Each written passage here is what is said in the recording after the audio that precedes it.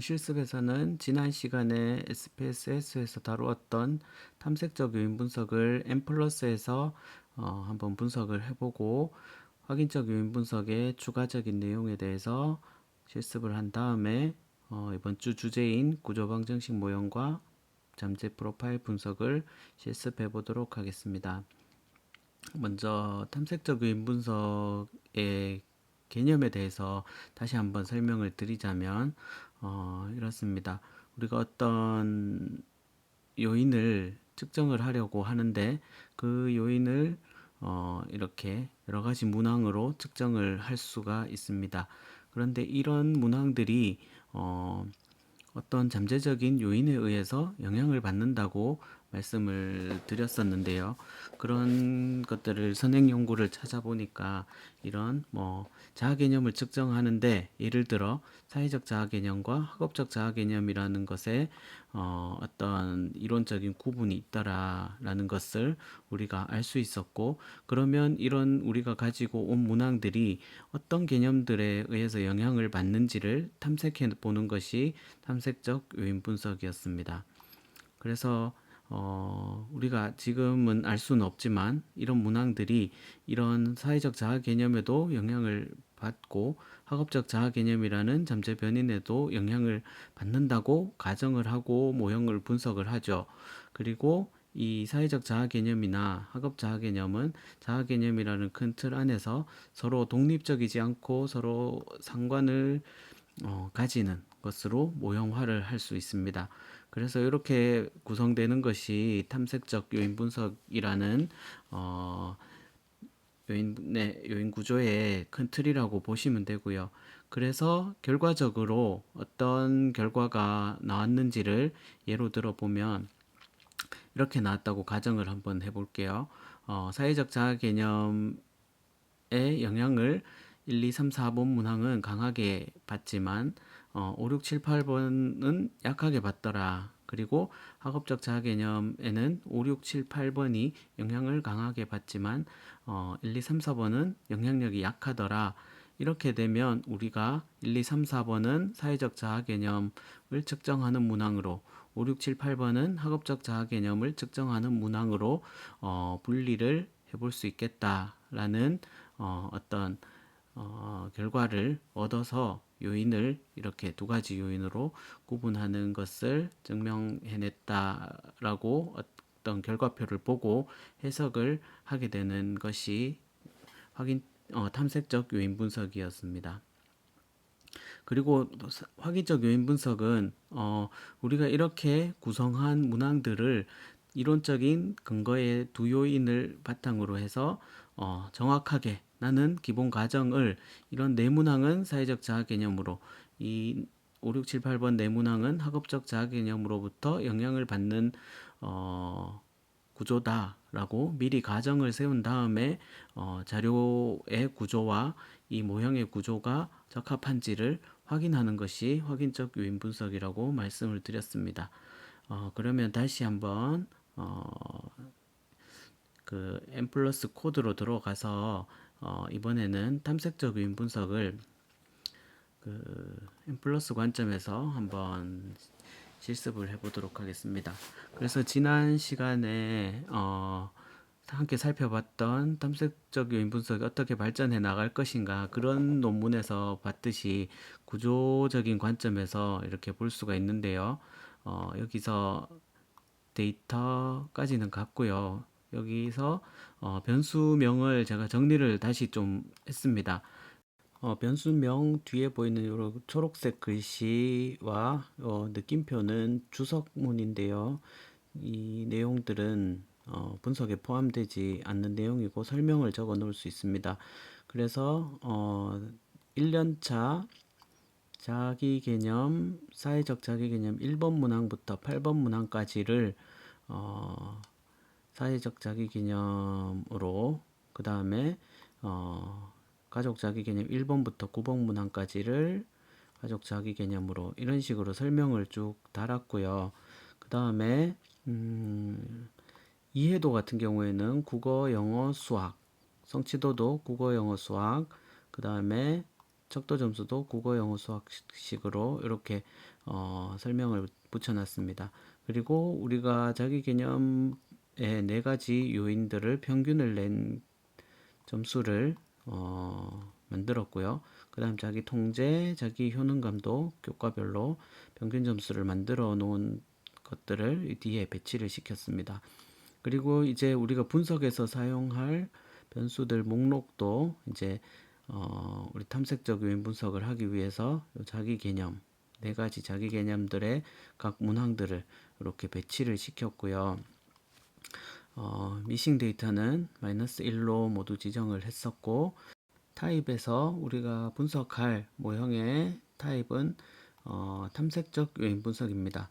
그리고 요인 1에서 4까지, 그러니까 요인 개수를 하나에서 4개까지 분석을 해보라는 뜻이고요.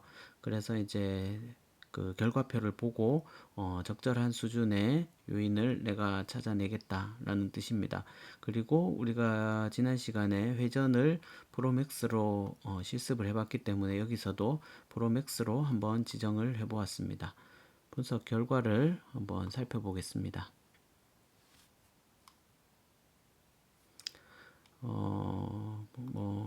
미싱에 대한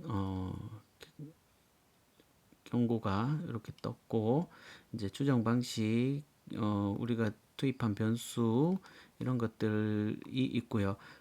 회전에 프로맥스로 지정된 것을 볼 수 있고, 쭉 이제 공분산 기술 통계를 지나서 이제 우리가 1요인부터 4요인까지로 추출을 해라 이런 명령을 내렸기 때문에 네 가지 요인에 대해서 카이스퀘어 값으로 이제 적합도를 보여주고 있습니다. 카이스퀘어에 대해서는 다음에 한번 구체적으로 다루도록 하겠습니다. 그리고 이제 고유치가 우리가 봤던 그 1 이상인 고유치를 추출하라 이런 것들을 지난번에 볼 수 있었는데요. 여기서도 마찬가지로 보이고요. 예를 들어서 지난번에 1 이상인 고유치를 추출하라고 했더니 5요인이 추출되었었죠. 그런데 여기서는 저희가 이제 4개로 요인을 구성하라고 했기 때문에 아마 4개로 밑에는 추정이 되었습니다.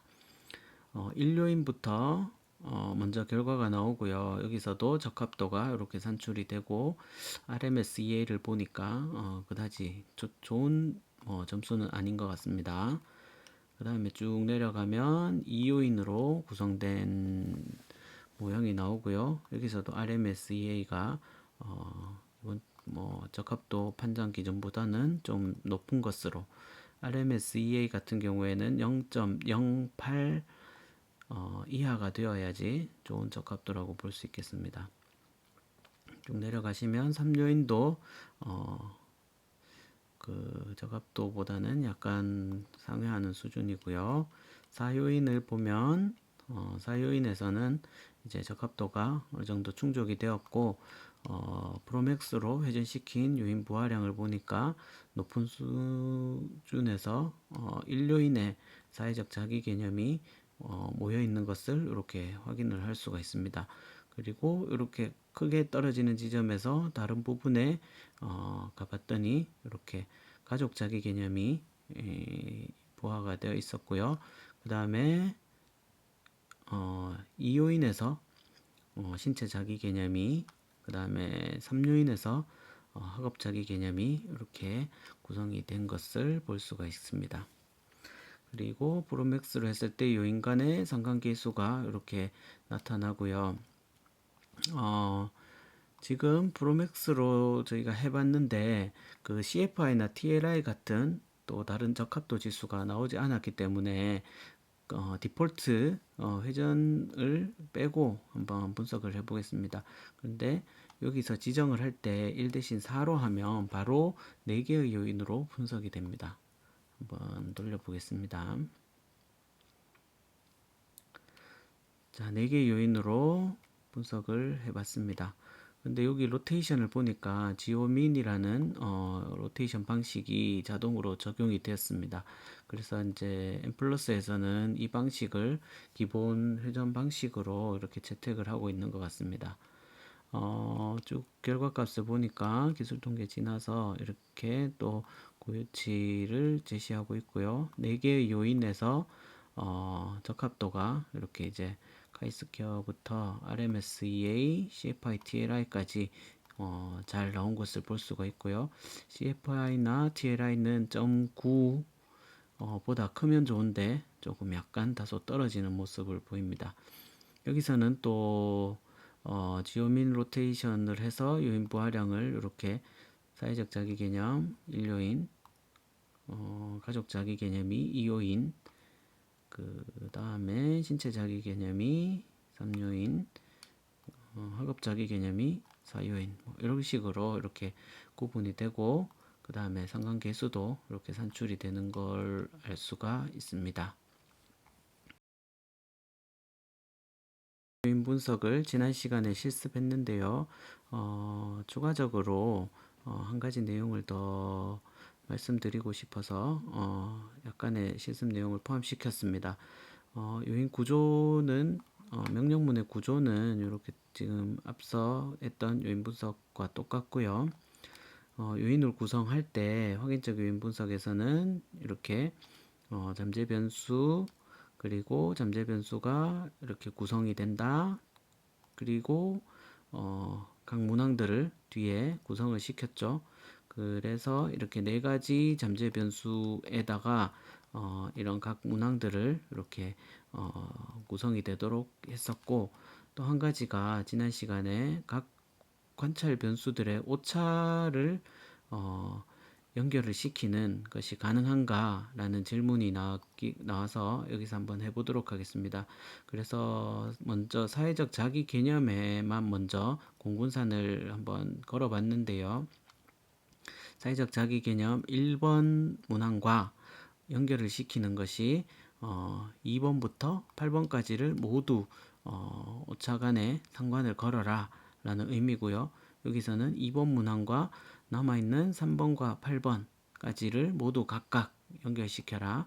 그 다음에 3번 문항과 4번부터 8번까지 문항을 각각 이런 식으로 해서 7, 8번까지 모두 연결시킨 문항이 되겠습니다. 그리고 뭐 필요하면 추가적으로 신체, 그 다음에 가족, 신체, 학업자 개념도 이런 식으로 오차 간에 다 공분산을 연결시킬 수 있겠죠. 분석을 한번 해보겠습니다.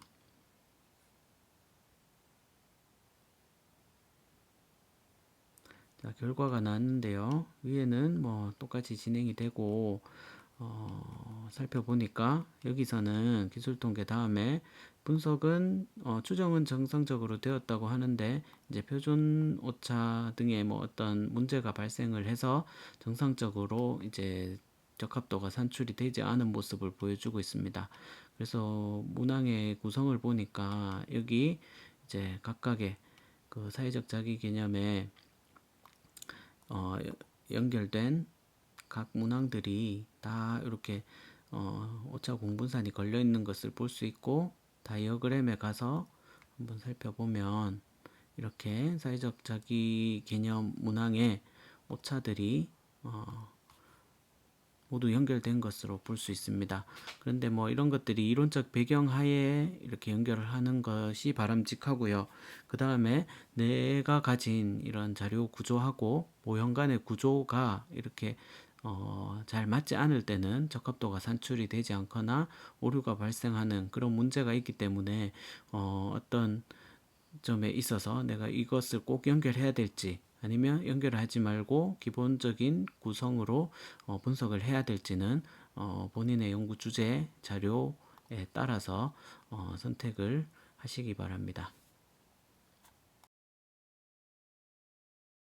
구조방정식 모형의 입장에서 확인적 요인 분석이 어떻게 활용되고 있는지 추가적으로 말씀을 드리도록 하겠습니다.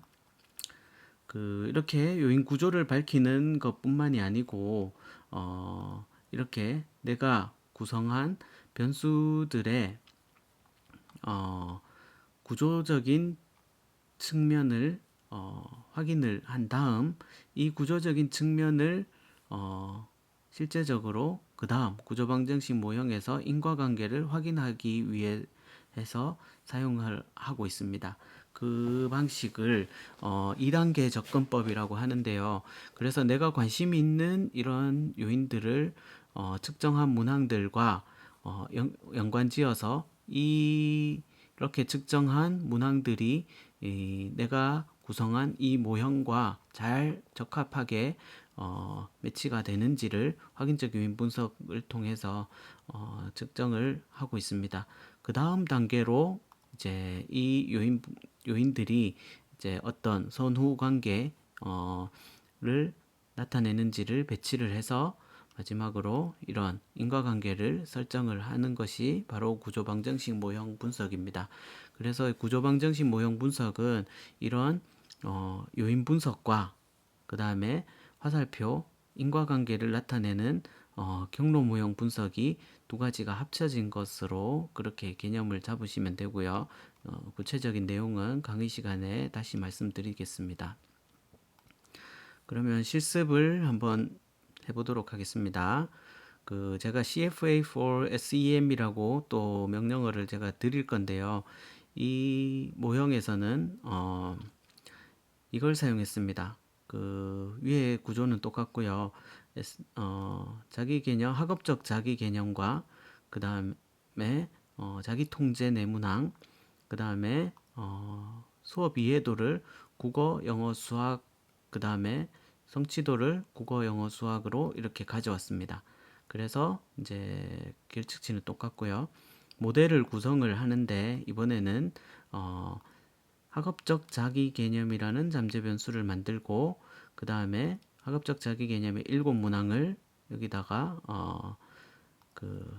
구성을 했습니다. 그 다음에 자기 통제를 자기 통제 4문항으로 구성하겠다. 여기 변수는 뭐 앞서 확인적 요인 분석의 이름과는 뭐 내가 다르게 지어도 되고 적절하게 이렇게 지으면 되겠습니다. 그 다음 수업 이해도는 국어 수업 이해도, 영어 수업 이해도, 수학 수업 이해도로 이렇게 구성을 했고요. 학업성 지도는 국어, 영어, 수학의 학업성 지도로 구성을 해서 이 모형의 적합도를 한번 확인을 해보도록 하겠습니다. 이렇게 되면 적합도가 산출이 되는데요. 마찬가지로 읽는 방식은 똑같습니다. 우리가 4가지 잠재 변인을 구성을 해서 정상적으로 추정이 되었다는 것을 확인할 수 있고요.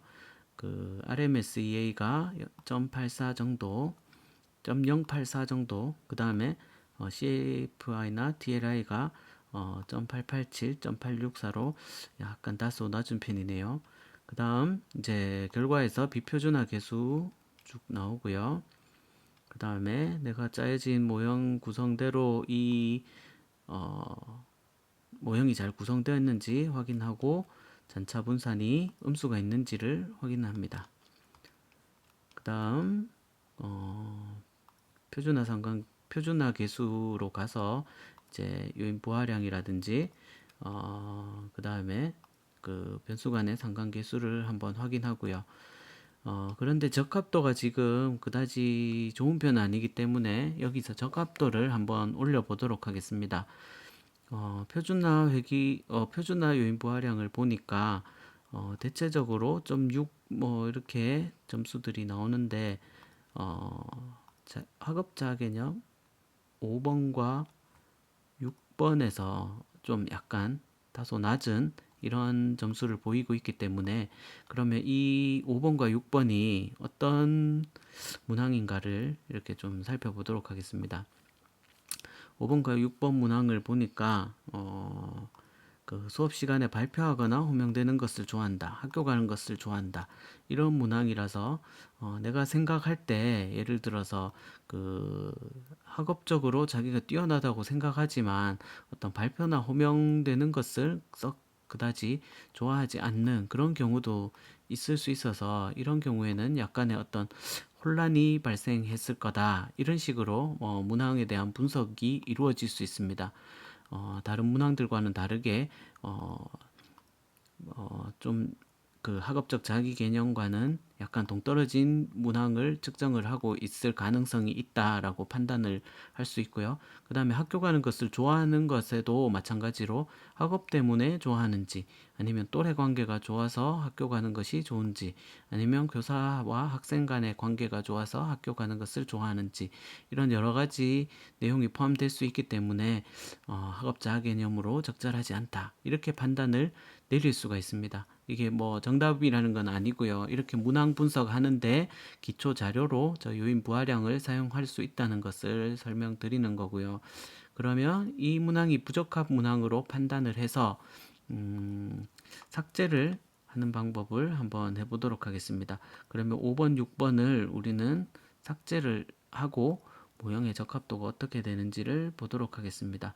그러면 변수에서 학업자 개념이 5번, 6번이 필요가 없기 때문에 4번까지 사용하고 y1, sc, a7을 별도로 사용을 하도록 하겠습니다. 그 다음에 여기서도 마찬가지로 4번까지 사용을 하고 별도로 y1, sc, a7 이렇게 표현을 하면 1, 2, 3, 4까지는 연속적으로 문항을 포함시키고 5번, 6번을 제외하고 7번을 포함시켜라 라는 의미거든요. 그렇게 해서 분석을 해보도록 하겠습니다.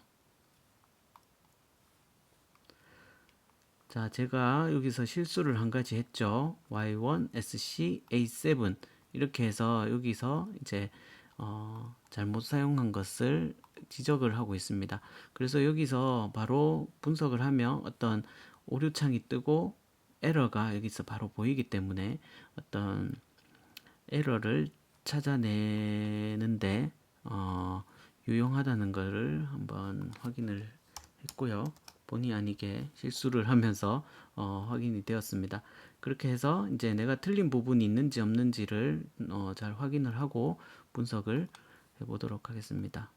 얘를 클릭하면 분석이 이렇게 됐는데요.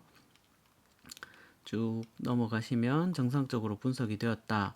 그 다음에 적합도에서는 RMSEA 그 적합도 판단 기준에 포함되었고 CFI가 TLI가 판단 기준에 충족하는 것으로 이렇게 나타났습니다.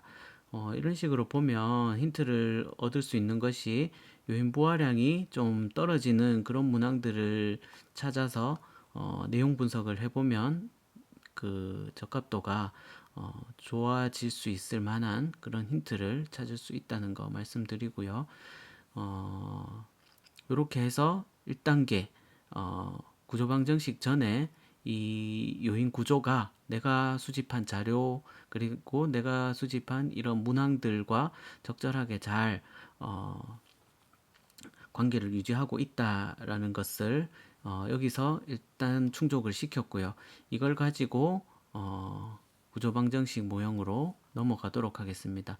이 요인 구조를 그대로 가지고 구조방정식 모형을 설정하면 이렇게 되겠죠. 그 변수명은 똑같고 사용할 변수명에서 아까 우리가 5번, 6번을 지웠기 때문에 y1, sc, a7 네, 실수를 이번에는 안 했습니다. 네, 그 a7 그 다음에 여기서도 마찬가지로 4번까지를 포함시키고 y1, sc, a7 그래서 문항수를 적절하게 고쳤고요. 그래서 자기 개념, 자기 통제, 이해력, 성취도라는 요인을 구성한 거는 이제 확인적 요인 분석 모형과 똑같은데 여기서 추가할 내용이 학업 성취도에 미치는 영향을 이 세 가지 요인들이 학업 성취도에 영향을 미친다라는 것을 확인하기 위해서 이렇게 명령어를 작성합니다. on이라는 명령어를 사용하는데요. 이 최종적으로 영향을 받는 변수에다가 on을 입력을 하고 영향을 주는 변수들을 이렇게 뒤에 이렇게 배치를 시키면 수업 이해, 자기 개념, 그 다음에 자기 통제가 학업 성취도에 영향을 미치는 모습이 되겠죠. 이 모습을 다시 한번 잠깐 보여드리면 이런 모습입니다. 학업 성취도에 자기 개념, 통제 기대, 수업 이해도가 모두 영향을 미치고, 그 다음 통제 기대에는 학업 자기 개념이 영향을 미치고 수업 이해도에도 학업 자기 개념이 영향을 미친다. 그리고 통제 기대는 또 수업 이해도에 영향을 미친다라는 모형으로 한번 구성을 해봤습니다. 그래서 그 다음에 이제 수업 이해도와 자기 통제에는 자기 개념이 학업적 자기 개념이 영향을 미치는 것으로 설정을 하였고요. 그 다음에 마지막으로 수업 이해도에 자기 통제가 영향을 미치는 것으로 이렇게 가정을 해보았습니다. 이렇게 되면 분석을 해서 어떤 결과가 나오는지 한번 돌려보도록 하겠습니다.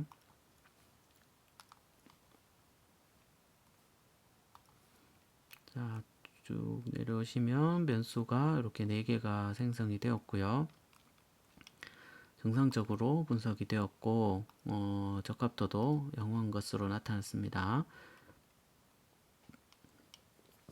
비표준화 계수 확인하시고 요인 구조가 성취도에 영향을 미치는 요인들, 그 다음에 수업 이해에 영향을 미치는 요인, 자기 통제에 미치는 요인까지 이렇게 확인을 할 수가 있었습니다.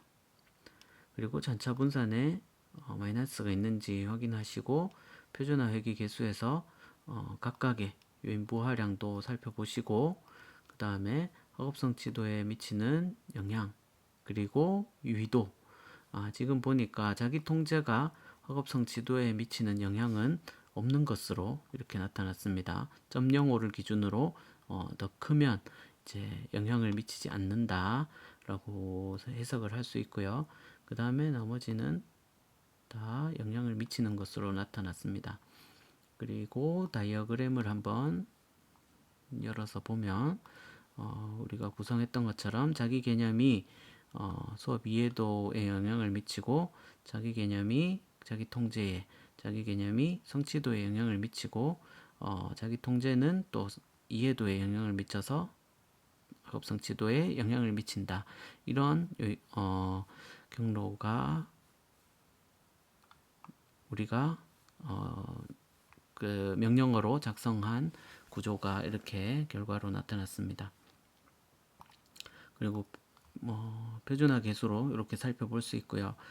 그런데 해석을 하기에 학업성 지도가 영향을 받는데 수업 이해도라든지 자기 통제는 영향이 없었죠. 자기 개념에 영향을 받는데 자기 개념이 높을수록 학업적 자기 개념이 높을수록 성취도가 떨어지는 경향이 있네라는 또 예상 외의 결과가 이렇게 나타나는 걸 볼 수 있습니다. 그러면 이런 해석은 어떻게 해야 되지? 그런 것들이 또 연구의 관심의 대상이 되겠죠. 그 이후에 또 자기 개념과 성취도의 관계를 보면서 우리가 한번 이 문제를 해결해 보도록 하겠습니다. 궁금해지기도 하네요. 구조 방정식은 이렇게 실습을 한번 해보고요. 그 다음에 제가 이번 주에 실습을 할 내용이 한 가지가 프로파일 분석입니다. 프로파일 분석은 지금 우리가 봤듯이 이런 구조 방정식 모형에서는 점수가 높은 학생이건 낮은 학생이건 똑같이 이게 플러스인 경로이면 모두 동일한 효과를 나타낸다라고 볼 수가 있는데요. 다 평균 개념이기 때문에 학업자 개념이 높을수록 통제 기대도 평균적으로 높일 수 있다. 통제 기대가 여기는 영향이 없었죠. 수업 이해도가 평균이 높을수록 학업 성취도도 평균적으로 높아진다. 이렇게 평균 개념으로 여기서는 접근을 해야 되는데 실제적으로는 그렇지 않은 경우도 되게 많습니다. 예를 들어서 학업자 개념은 높지만 통제 기대나 수업 이해도는 낮고 학업 성취도도 낮은 학생들이 있을 수도 있고요. 학업 자아 개념이나 통제 기대는 낮지만 수업 이해도는 높고 학업 성취도는 높은 이렇게 다른 패턴을 가진 학생들이 다수 존재할 거라는 가정이 있습니다. 이게 또 개인 중심적 접근 방식으로 해서 그렇게 되면 그 속에 있는 학생들의 다양한 패턴을 발견하는 분석이 프로파일 분석입니다. 그래서 여기 예를 들은 것처럼 자기 사회적 자기 개념, 가족 자기 개념, 신체 자기 개념, 학업적 자기 개념을 우리가 평균 낸 변수들을 이렇게 사용을 해서 그 안에 이런 변수들이 어떤 패턴을 가지고 있는지 추출을 해보는 분석이고요. 이 추출을 한 것에 영향을 미치는 변인, 또 이 추출을 했을 때 그 집단마다 나타나는 뭐 학업 성취도의 차이라든지 이런 것들을 또 볼 수 있는 분석이 있기 때문에 그런 분석을 실습을 잠깐 해보도록 하겠습니다. 자, 제가 이 파일을 드리면 그 요인 구조는 똑같고요. 아니 변수 구조는 똑같고요. 거기서 우리가 사용할 변수는 우리가 평균으로 계산한 자기 개념의 평균 점수를 일단 한번 실습을 통해서 살펴봤습니다. 평균 점수를 집어넣었고요. 그 다음에 여기서는 그 집단을 추출을 해야 되기 때문에 몇 개의 클래스로 구분할 것인가, 우리는 두 개의 클래스로 먼저 출발을 해보도록 하겠습니다. 하나의 클래스는 의미가 없기 때문에 두 개의 클래스로 추출을 하고, 여기서는 타입이 이제 믹스처 혼합 모델로 이렇게 들어가게 되겠습니다. 그리고 중요한 결과치를 얻을 수 있는 아웃풋을 여기다가 테크 11, 테크 14를 기록하시고요. 그 다음에 어떤 집단들이 나오는지 그림으로 그려보라는 거거든요. 그래서 플롯을 그리는데 요 잠재 변수들을 중심으로 기준으로 해서 플롯을 그려라 라는 명령어입니다. 실행을 해보겠습니다.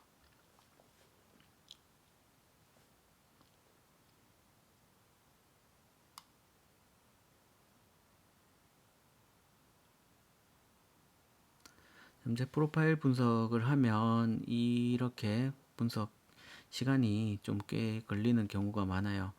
그 분석이 이제 끝났고요. 첫 번째 워닝에서는 각 변수들이 서로 상관이 걸려 있지 않다. 이건데 클래스에는 뭐 지금 상관을 걸지 않고 우리가 추정을 했기 때문에 여기는 넘어가도 됩니다. 미싱에 대한 워닝. 그리고 쭉 내려오시면 이제 기술 통계 같은 것도 나오고 추정을 했는데 이제 여기서는 추정이 다 됐다고 나오는데 여기서는 주의하라는 약간의 어떤 경고성 메시지가 뜨는데요. 여기서 이제 추정을 할 때 여기서 숫자들이 이렇게 나와야 되는데 0이라든지 이런 게 있으면 정상적으로 추정됐는지 의심해 볼 수 있다라는 이야기를 하고 있습니다. 그래서 여기서는 요 점을 주의해야 되고요. 다른 또 클래스 숫자를 바꿔가면서 또 이런 것들이 뜨는지 확인을 해보면 좋을 것 같아요. 그리고 여기서 적합도는 이제 RMSEA, CFI, TLI가 나오지 않고 AIC, BIC라는 것이 나옵니다. 이것들을 잘 기록을 해 두셔야 되고요. 이 방법은 제가 강의 시간에 다시 말씀드리겠습니다. 그리고 쭉 내려오시면 여기서 이제 한 절반 정도, 52% 정도는 1그룹에, 47% 정도는 2그룹에 속한다. 이런 내용이고요. 그 다음에 가보시면 잠재 클래스 1그룹에 속하는 학생들의 이런 점수들은 이런 점수들을 분포를 나타내고 2그룹에 속하는 학생들의 평균 점수는 이렇게 나타난다. 이렇게 비교를 해보니까 1그룹은 수준이 조금 낮은 수준에 있고요. 2그룹은 조금 높은 점수에 응답한 학생들입니다. 그래서 그래 플롯을 그려라고 했기 때문에 플롯을 한번 보도록 하겠습니다. 플롯은 여기 실행 버튼 옆에 여기 플롯을 볼 수 있는 버튼이 있고요. 클릭해서 중간쯤에 있는 estimate mean 그 추정 평균을 볼 수 있는 것 클릭하고 뷰를 누릅니다. 그리고 OK를 누르시면 이렇게 볼 수 있는데요. 그 아까 점수가 높은 집단이 2집단, 그리고 점수가 약간 낮은 집단이 1집단. 그래서 이 변수들 같은 경우에는 높은 학생들이 높고 낮은 학생들이 낮더라라는 점수 패턴을 이렇게 보이고 있어요. 그래서 이런 정도 같은 경우에는 4개를 프로파일 분석하기보다는 그냥 평균 개념으로 사용해도 될 만한 그런 분석이 되겠습니다. 어떤 경우에 따라서는 2개는 높고 2개는 낮고 2개는 낮은데 높아지는 그런 크로스되는 그런 지점이 있으면 그런 분석들은 또 프로파일을 하기에 적당할 것으로 그렇게 보이고요. 그 다음에 쭉 내려오시면 여기서 이제 테크 11 아웃풋에서 LMR이라고 하는 그 적합도 지수가 있습니다. 여기서 이제 P 값을 한번 보시고요. 그 다음에 14 아웃풋에서 그 BLRT라고 이제 적합도 지수가 있는데 이것도 P 값을 한번 보시면 되고요. 이게 아까 위에서 적합도 추정치 중에서 좀 주의하라는 그런 경고 메시지가 여기서도 한번 더 또 비슷하게 이렇게 산출되는 것으로 봐서 이 모형 같은 경우에는 썩 그다지 좋지 않은 것으로 이렇게 보여지고요. 한번 더 해보실 게 이제 여기서 이거를 그 집단 수를 늘려가면서 한번 실습을 해보시고 최종적으로 한 3이나 4, 5 정도까지 한번 쭉 분석을 해보시면 좋을 것 같습니다. 그리고 아웃풋 파일은 적당한 거 본인이 생각하기에 적당한 것을 아웃풋 과제로 제출을 해주시기를 바라겠습니다. 실습 시간이 생각보다 길었는데요. 이렇게 정리를 하시고 중요한 개념에 대해서는 강의 시간에 다시 말씀드리도록 하겠습니다.